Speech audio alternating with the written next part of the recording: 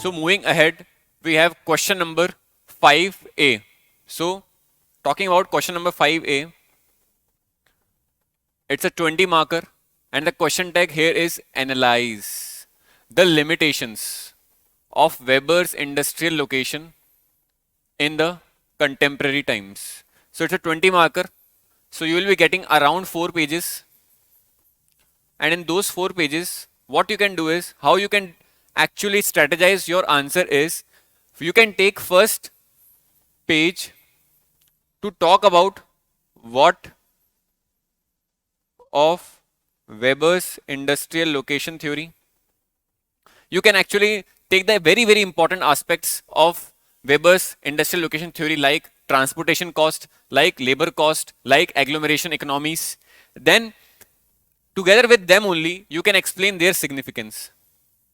So in the first part, together with it, you can explain the significance in the first page itself, in a very short span. And you can just need to write the very important keywords so that it will be an introduction to the Weber's industrial theory itself. Then the coming 3 pages, what you can do is, you can divide your limitations or you can divide your shortcomings into 2 aspects. The 2 types of aspects you can divide is, there will be some theoretical limitations,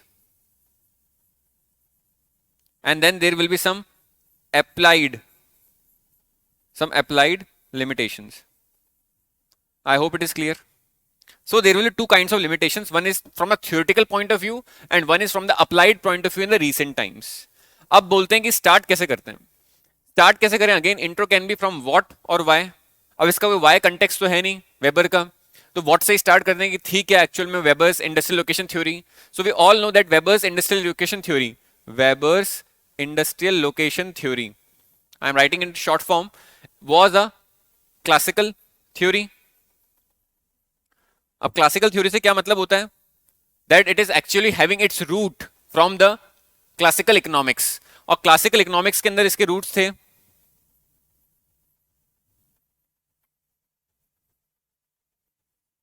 and it was actually, when it was actually came into light, it was the year 1909 में ये आई थी. and it has its roots in the classical economics. और ये वहां पर किसकी part थी?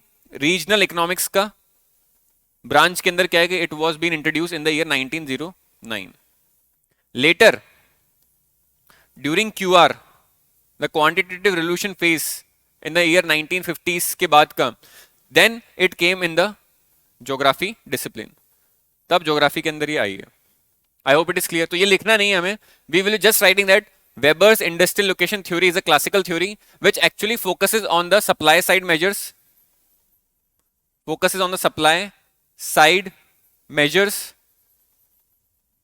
and is based on the least cost approach. I hope it is clear. It is based on the least cost approach, which was also a principal or approach of the classical economics. तो classical economics किस पे focus करता है? Its focus is basically on the supply side measures, या फिर least cost approach में measure करता है कि अगर क्या है कि आपके जो फैक्टर्स ऑफ प्रोडक्शन है उनके अंदर जो भी क्या है कि फैक्टर्स है, उनकी cost if you want to reduce, that is the supply side measures, तो क्या है कि आप अपने इंडस्ट्रियल लोकेशन को क्या है कि उसके अकॉर्डिंग क्या है कि स्टेबलाइज कर सकते हैं, कहीं पे स्टेब्लिश कर सकते हैं.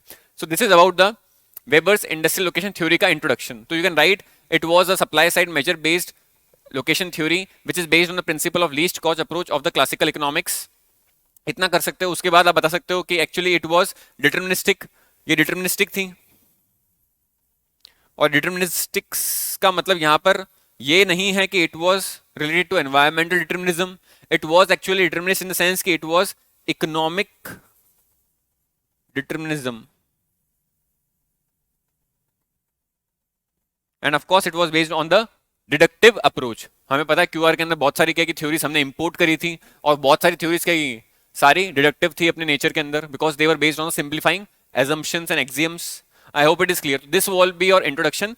3-4 lines में लिख सकते हो. Weber's industrial theory is a classical industrial theory based on classical economics, focusing on the supply side measures, and is based on approach of least cost principle. I hope it is clear. Then coming ahead, we can actually briefly, in the first page, what I was saying, you have to briefly discuss the nitty-gritties of this. So you can simply write the theory is based on certain assumptions like isotropic surface, increase in transportation cost, width distance, unvariable cost of land, then building equipments, interest, fixed location of natural resources, location and wages of labor were fixed. So these were the various assumptions you can write in just 1 or 2 lines. After that, we know that Weber actually talk about 2 important aspects. ठीक है, weber ने 2 important aspects की बात करी है और let's say 3 aspects की बात करी है. One is transportation cost, the second is labour cost, the third is agglomeration economies. तो अपने फर्स्ट स्टेज के अंदर, फर्स्ट पार्ट के अंदर वेबर अपने इंडस्ट्रियल लोकेशन थ्योरी के अंदर क्या एक्सप्लेन करता है? ही एक्सप्लेन्स दैट कैसे आप वो पॉइंट पे, how you can reach to that point of least cost of transportation, ठीक है, in regards to establishing your industry. तो सबसे पहले क्या करता है, ये लीस्ट कॉस्ट निकालता है ट्रांसपोर्टेशन कॉस्ट को ध्यान में रख के. ठीक है, a point of least cost with regards to transportation cost निकालता है. फिर ये सेकंड पार्ट के अंदर क्या है कि इन दोनों को भी क्या है कि ऐड कर देता है और फिर ये देखता है कि अब कौन सा क्या है कि पॉइंट ऑफ मिनिमम कॉस्ट हो सकता है इंडस्ट्रियल लोकेशन को एस्टेब्लिश करने के लिए. आई होप इट इज क्लियर. तो सबसे पहले he will be actually focusing on the aspect of transportation cost और उसके अकॉर्डिंग वो एक पॉइंट ऑफ मिनिमम कॉस्ट निकाल लेगा. फिर उस पॉइंट ऑफ मिनिमम कॉस्ट को निकालने के बाद जो कि ट्रांसपोर्टेशन कॉस्ट के ऊपर निकाली है, अगेन ही then added to other variables that is labour cost and agglomeration aspect, और उसके अकॉर्डिंग क्या है कि वो अगेन वापस मिनिमम कॉस्ट का पॉइंट निकालने की कोशिश करेगा. सो दीज आर 3 वेरिएबल्स ही took. I hope it is clear. So the theory makes approach in 2 parts. First is identification of point of minimum transportation cost. ठीक है, point of minimum transportation cost निकालेगा पहले वो. ठीक है, let's say this can be a point of minimum transportation cost, वो ये पहले निकालेगा.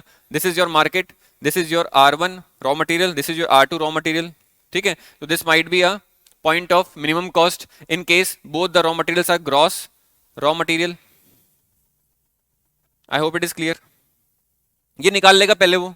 उसके बाद what he will do is कि according to him transportation cost is a function of distance and weight of goods to be transported and it includes both the transportation cost of material and the transportation cost of finished goods. तो उसकी transportation cost is not only of the raw material transportation cost but also of the transportation cost of the finished goods.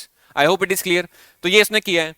अब अगर मैं इसका relevance यहीं बता दूं 3-4 lines लिख के, सारा नहीं लिखना है, I am just explaining, that's why I am actually elaborating. जो भी मैंने सारे क्वेश्चंस का डिस्कशन ले रहा हूं, लिया है, उसके अंदर मैं कंटेंट ज्यादा इसलिए दे रहा हूं so that you have content regarding the question, आपका कंटेंट और एनरिच हो जाए.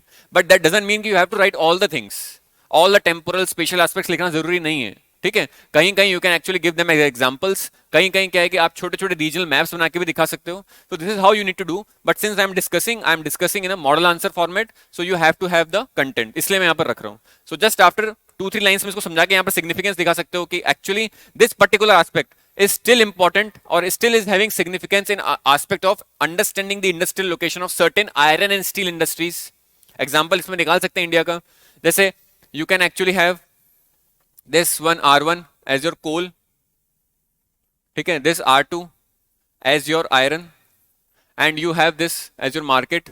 So you can have this industrial location as your Bokaro.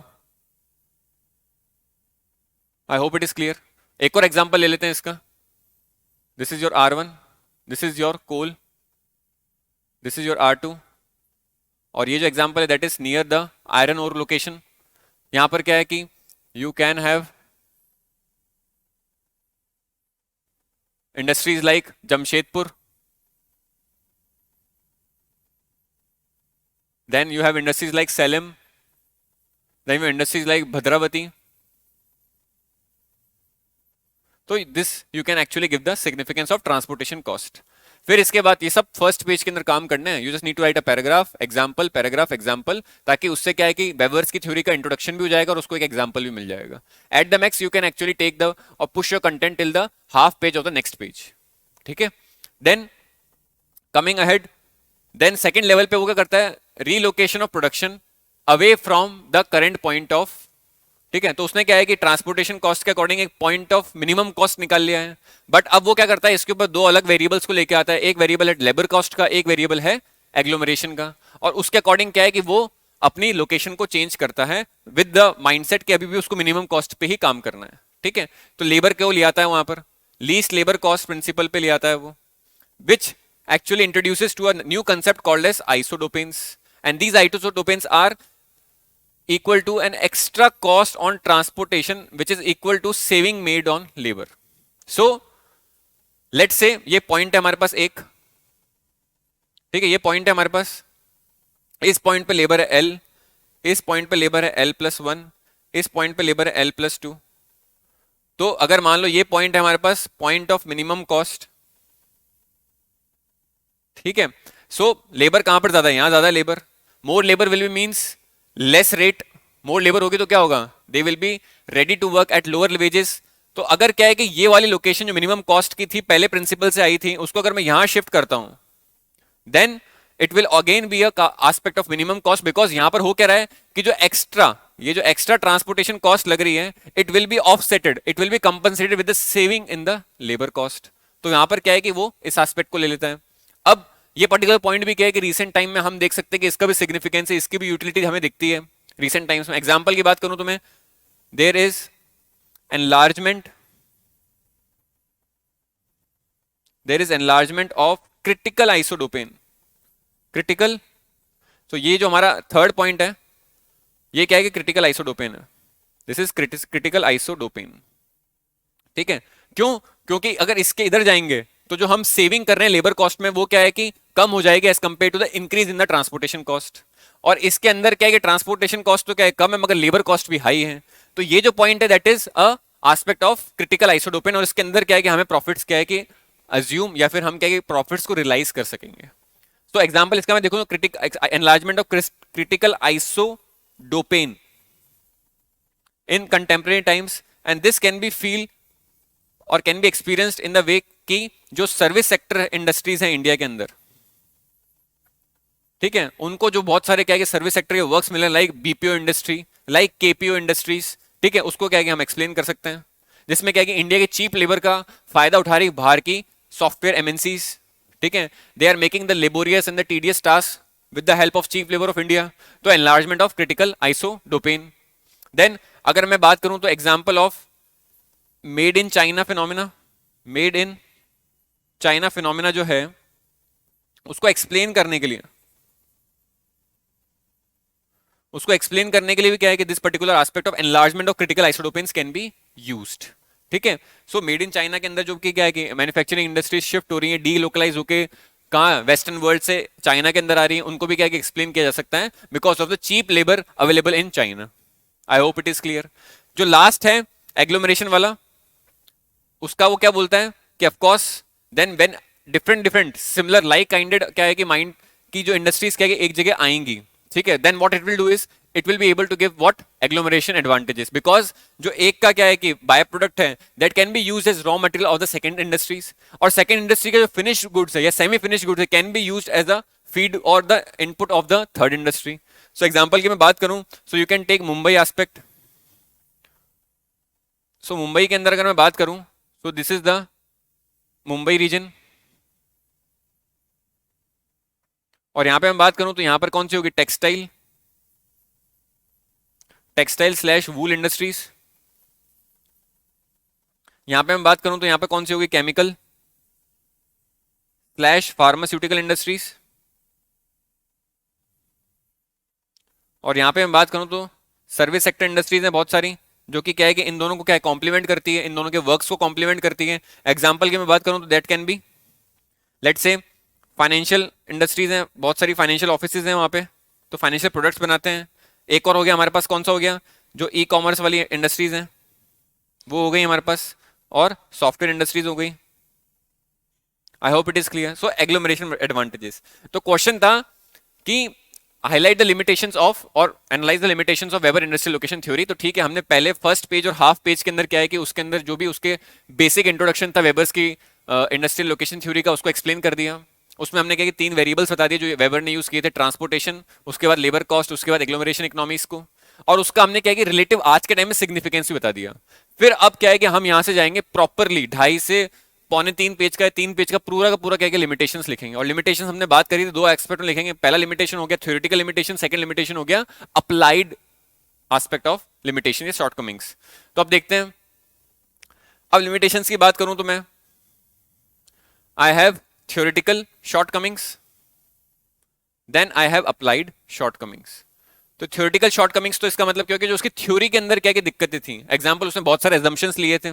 अब वो एजम्पशंस तो क्या है कि रियल लाइफ में ट्रू होते नहीं है। Example, use of isotropic substance surface, there is no area in the world which is totally homogeneous. ठीक है, तो यहां पर हम बता सकते हैं कि most of the assumptions like are unrealistic. Example, isotropic surface is never to be found. Similarly perfect competition जो उसने रियलाइज किया था वो भी क्या है कि हार्डली एग्जिस्ट करता है। Then economic rationality of human beings, ठीक है, वो भी नहीं मिलती है। हैज ऑल्सो बीन क्वेश्चनड, हम देखेंगे बाद में कि बिहेवियरलिस्ट हैं वो क्या बोलते हैं कि there is the coming of new MNCs and these new MNCs have the more risk taking abilities, क्योंकि इनके पास बहुत बड़ा कैपिटल होता है एंड देयरफॉर जो एस्पेक्ट जो है कि इकोनॉमिक रैशनल बीइंग वाला वो क्या है कि वहां पर नलीफाई हो जाएगा। सो ये हो गया फर्स्ट एस्पेक्ट। सेकंड क्या है कि मोर ओवर ट्रांसपोर्टेशन कॉस्ट जो इसने बताई थी डज नॉट राइज, ध्यान रखना, does not rise proportionally with the distance and weight, mainly because fixed cost होती है like terminal cost lead to short transportation rate becoming costlier than long distance transportation cost. अब ये examples से समझते हैं, इसको ऐसे समझ में आएगा नहीं है। अगर मैं इसके एग्जांपल की बात लूं तो लेट से यहां पर क्या है कि मैं डिस्टेंस की बात करता हूं, दिस इज योर डिस्टेंस, और यहां पर क्या है कि डिफरेंट मोड्स ऑफ ट्रांसपोर्टेशन की बात करता हूं। तो लेट से अगर मैं यहां पर बात करता हूं रोडवेज की, ठीक है, सो this is roadways, this is my roadways. But अब मैं यहां पर क्या है कि अगर प्लॉट करता हूं, let's say I am plotting here what railways, तो रेलवेज ये है, दिस इज रेलवेज। तो railways as a transportation mode उसकी जो कॉस्ट है शॉर्ट टर्म के लिए, शॉर्ट टर्म के लिए रेलवे की कॉस्ट क्या ज्यादा है एज कंपेयर टू रोडवेज। तो बिकॉज इसकी जो इनिशियल इंफ्रास्ट्रक्चर कॉस्ट है which can also be said as terminal cost, वो क्या है, ज्यादा है। ठीक है, तो जैसा क्या है कि वेबर ने माना था कि ट्रांसपोर्टेशन कॉस्ट के हमेशा राइज करते रहेगी proportionally with the distance and weight, वो यहां दिखता नहीं है। क्योंकि अगर आप देखो तो लॉन्ग डिस्टेंस पे क्या है कि रेलवेज आर मोर बेनिफिशियल और शॉर्ट डिस्टेंसेस के लिए roadways are more beneficial, because short distances के लिए रोडवेज के लिए क्या है कि कोई टर्मिनल कॉस्ट ऐसी इतनी हाई होती नहीं as compare to the installation of the what different railway tracks and railway station का इंस्टॉलेशन करना is a very high terminal cost. तो यहां पर क्या है कि हम थ्योरेटिकल शॉर्टकमिंग्स दे देंगे। अब इसके बाद हमारे पास पूरे के पूरे 2 पेजेस बचेंगे और पूरे के पूरे 2 पेजेस के अंदर we have to write the applied shortcomings which is a aspect of कि हम क्या है कि दूसरी थ्योरीज हैं जो इंडस्ट्रियल लोकेशन के लिए पढ़ते हैं और जो हमने सेंट्रल प्लेस थ्योरी के अंदर पढ़ी है, लॉशियन आइडिया पढ़ा है, उसको यूज करके हम क्या है कि इनका क्रिटिक करेंगे which will be very much applied and very much be appreciated by the examiner. और ये एग्जाम के अंदर क्या है कि हम मिस कर देते हैं। अब देखते हैं हम अप्लाइड शॉर्टकमिंग्स को। अप्लाइड शॉर्टकमिंग्स की बात करूं तो मैं फर्स्ट क्रिटिक इसका कौन देता है, इसराड।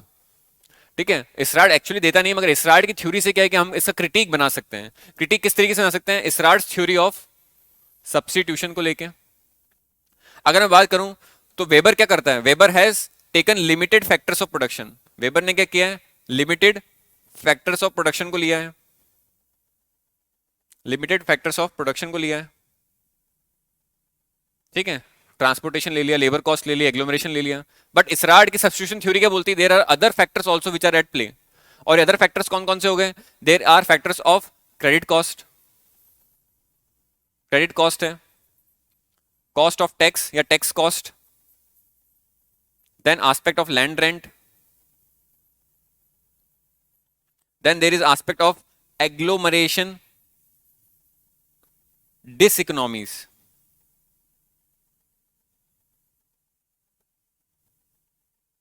ठीक है, तो वेबर सिर्फ क्या है एग्लोमरेशन इकोनॉमीज की बात करता है कि एग्लोमरेशन होने के कारण डिफरेंट इंडस्ट्रीज किस तरीके से बेनिफिट प्रोवाइड करती हैं एक दूसरे को।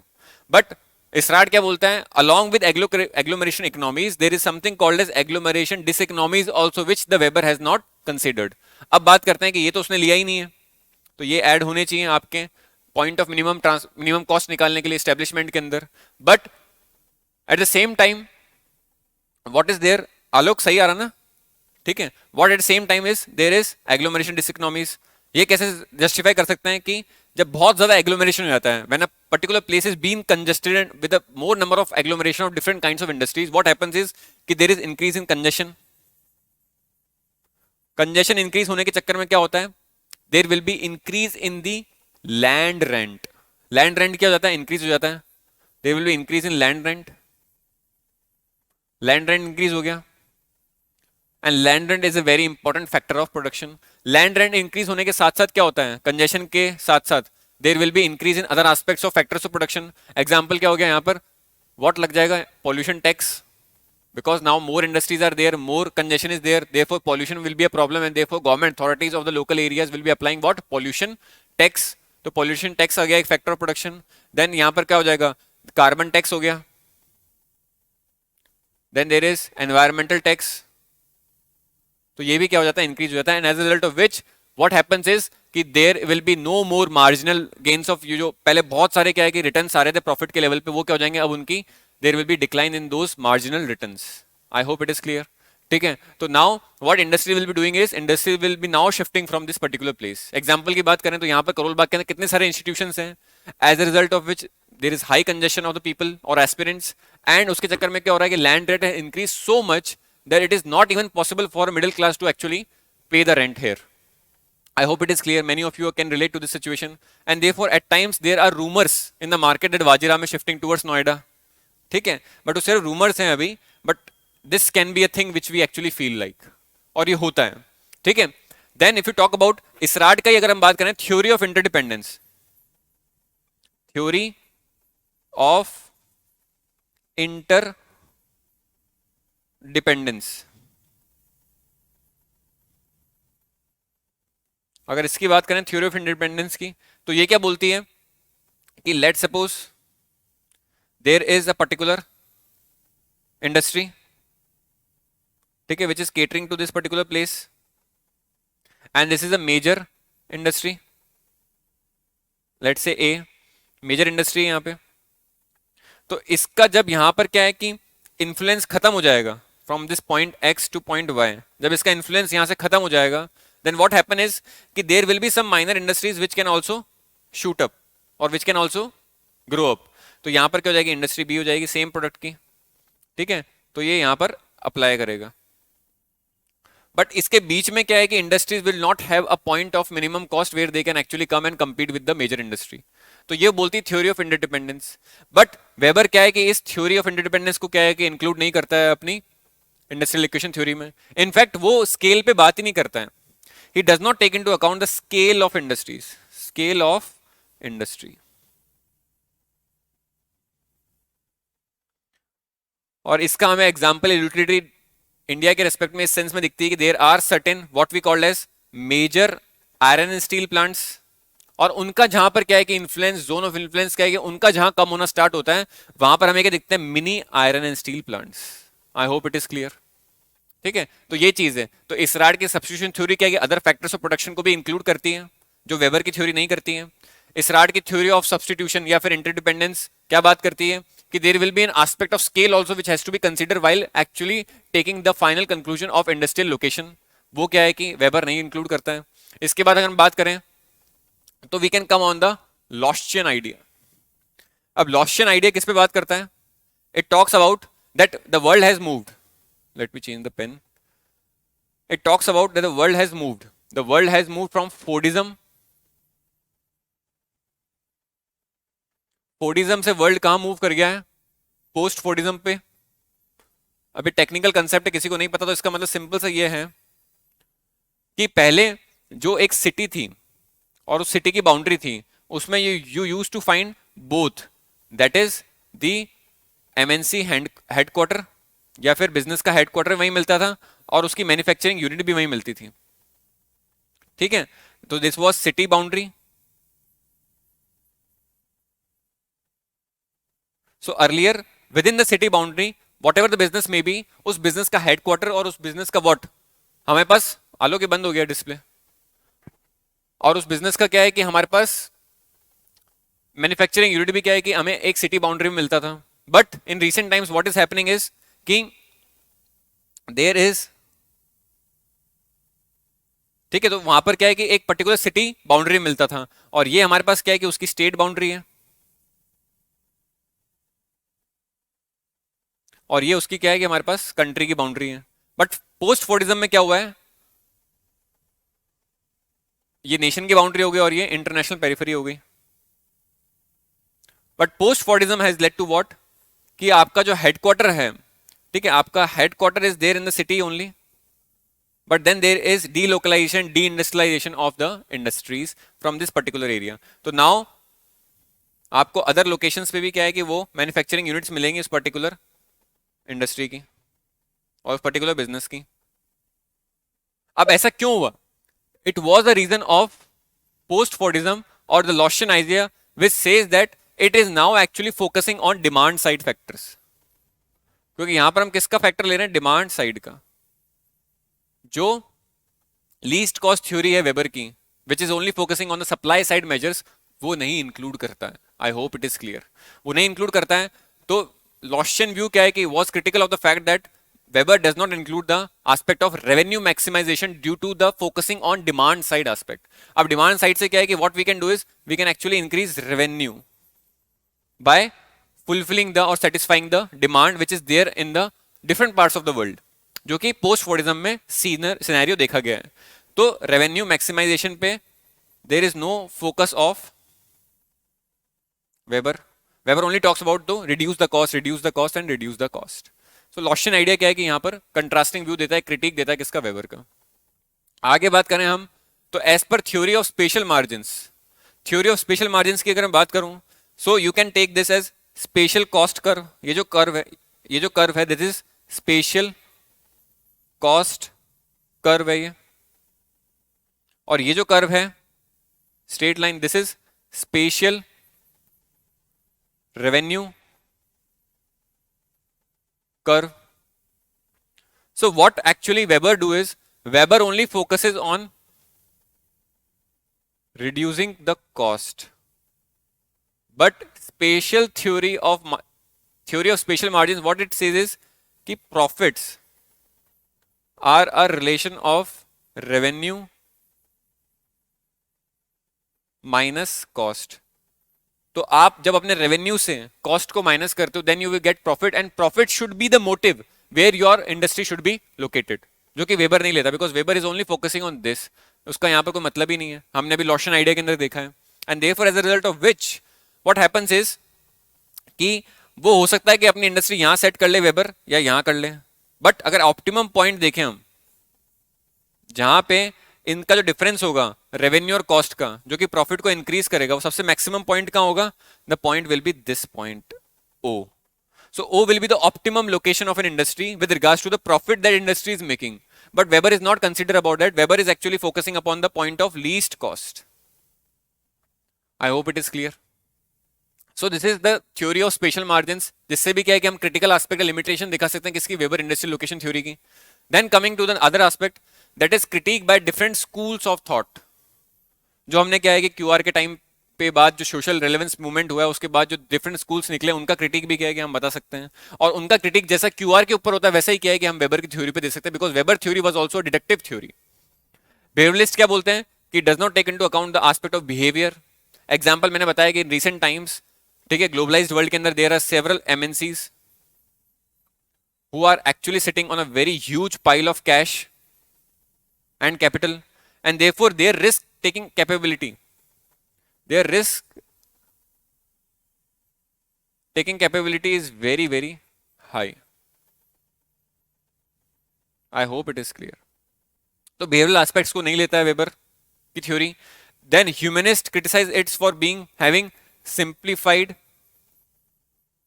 axioms और assumptions को यूज करना, ठीक है, नॉर्मेटिव एस्पेक्ट्स को नहीं लेना.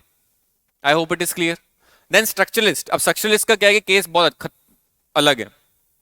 स्ट्रक्चरलिस्ट क्या बोलते हैं कि it neglects, the Webers theory neglects a specific political structure. Example की बात बोलूं तो अगर स्ट्रक्चरलिस्ट ये बोलते हैं कि example in case of planned economies, in case of planned socialist economies, the government is actually very much responsible for affecting the or impacting the location of an industry. अब इसका एग्जाम्पल हम दें तो India के अंदर example ले सकते हैं, like cotton textile. During the time of Indira Gandhi, cotton textile was being considered or was being came under the aspect of reserved industry. Reserve sector के अंदर डाल दिया था उसको, कॉटन टेक्सटाइल इंडस्ट्रीज को. और रिजर्व सेक्टर का वहां पर रीजन क्या था, that since cotton textile industries are labour intensive, और उनका स्मॉल स्मॉल क्या है कि इंडस्ट्रीज का क्या है कि स्प्रिंकलिंग अगर क्या है कि इंडिया के अंदर होगा या डिसेंट्रलाइजेशन होगा इंडिया के अंदर, then it will be a very good aspect of increasing the social and economic aspects of the people. तो इसको रिजर्व सेक्टर में डाल दिया. रिजर्व सेक्टर में इसलिए डाला because it is very much labour intensive. At the same time it is also what we can say is कि इसको स्मॉल स्केल के लेवल पे ही क्या है कि इनको रखना था, ताकि क्या है कि वो एक जो इकोनॉमिक बैकवर्डनेस है कंट्री की, एम्प्लॉयमेंट अनएम्प्लॉयमेंट के रेट्स इतने हाई हैं, उसको क्या है कि वो सेटिस्फाई कर सके. ये हो गया. स्ट्रक्चरलिस्ट ये भी कहते हैं कि इवन इन अनप्लैंड या फिर मैं बोलूं मार्केट बेस्ड इकोनॉमीज, वहां पर भी क्या है कि government plays a very important role. और गवर्नमेंट का रोल वहां पर क्या होता है, एग्जाम्पल प्लांटिंग ऑफ एसीजेड्स.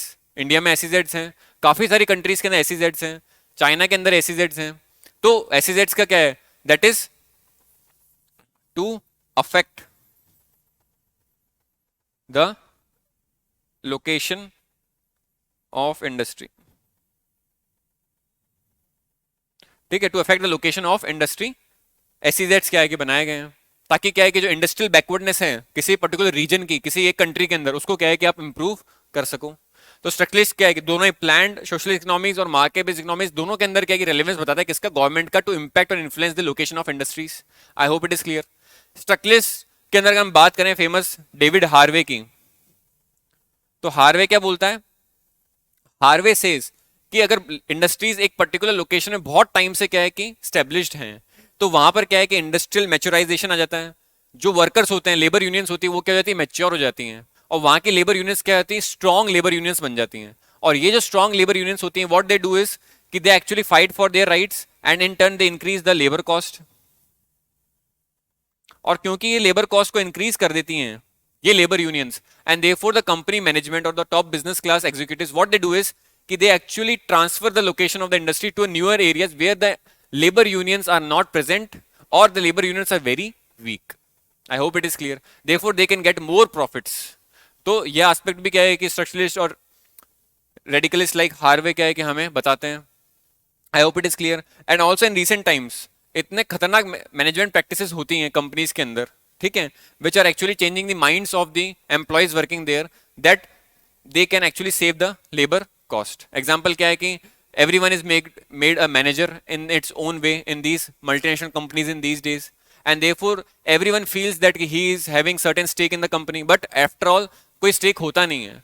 जो majority profits होते हैं that are being accrued by the higher management, ठीक है, और बस उनको क्या है कि एक टाइटल मिल जाता है, मैनेजर, बिजनेस एनालिस्ट, ठीक है, कंटेंट हेड, ठीक है. So these are the things of these MNCs. I hope it is clear. And therefore what happens is कि स्ट्रक्चरलिस्ट कहते हैं कि जो भी इंडस्ट्री की लोकेशन है, वो जो टॉप एग्जीक्यूटिव क्लास है किसी भी बिजनेस के अंदर, वो eight the same time government both in planned and market based economies influence करती हैं.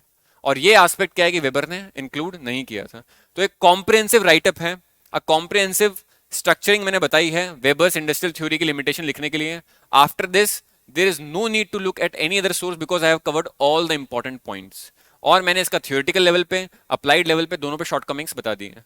So this was this particular question which is very important for the exam. I hope this will clear your doubts regarding the limitations of Weber's industrial location theory. So moving ahead, the next question we have is